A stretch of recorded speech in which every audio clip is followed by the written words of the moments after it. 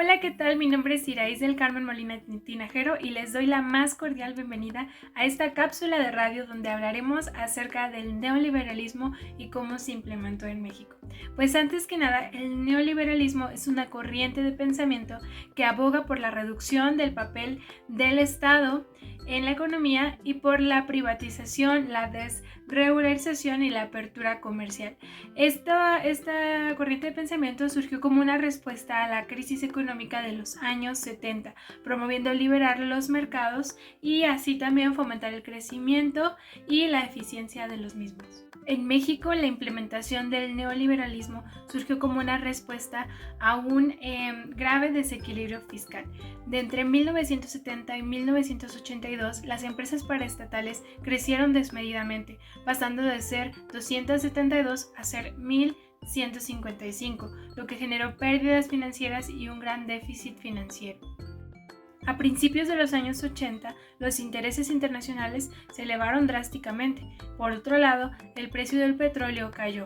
Esto afectó gravemente la economía mexicana, disparando la deuda externa y elevando también el déficit fiscal. Esto forzó al gobierno a tomar medidas drásticas para poder hacer un ajuste económico. Miguel de la Madrid inició su sexenio en 1982 recortando el gasto estatal, el gasto del gobierno, pero esto no fue suficiente. Fue hasta el gobierno de Carlos Salinas de Gortari que se impulsó la privatización de las empresas paraestatales para reducir el déficit y mejorar la eficiencia económica. La privatización de las empresas se justificó por la ineficiencia y las pérdidas constantes. Empresas como Telmex y Ferrocarriles Nacionales fueron vendidas. La idea era hacer un estado más pequeño y eficiente para que pudiera estabilizarse así las finanzas públicas y estimular el crecimiento económico.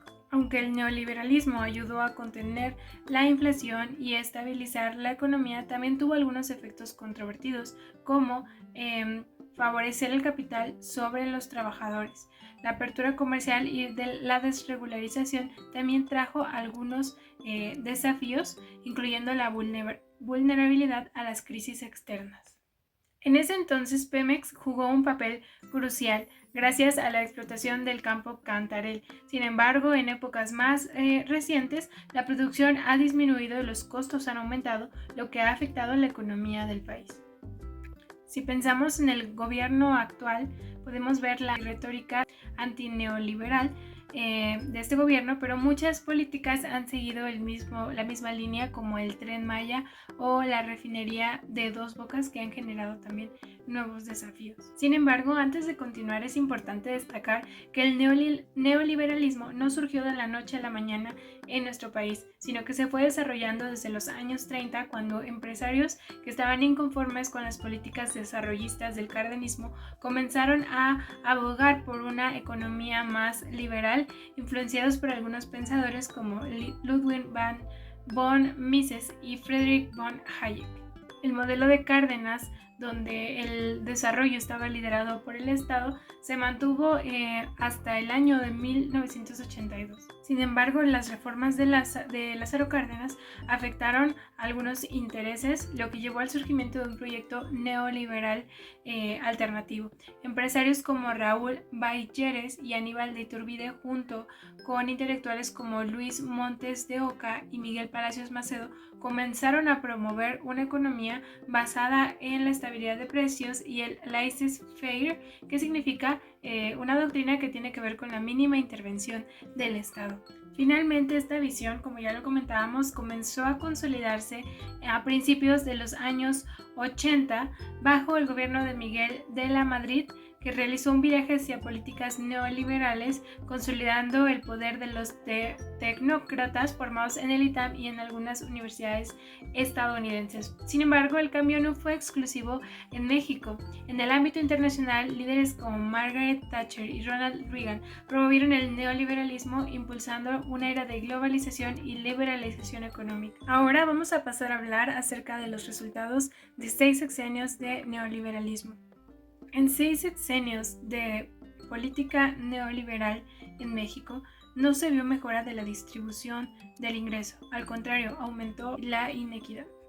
La generación de empleos remunerados fue ineficiente, con un crecimiento del Producto Interno Bruto del 2.3% de 1983 al 2017, muy por debajo del necesario para la demanda laboral.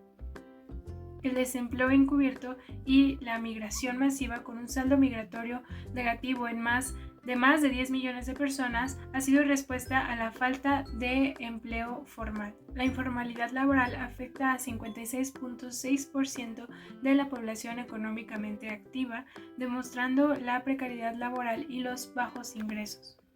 Asimismo, José Luis Calvo nos dice que la pobreza aumentó significativamente durante el neoliberalismo. El neoliberalismo en México surgió con la necesidad de estabilizar la economía en un momento de crisis, así como ha traído algunos puntos positivos como la reducción de la inflación y la apertura comercial. También ha generado desigualdades y retos aún persistentes.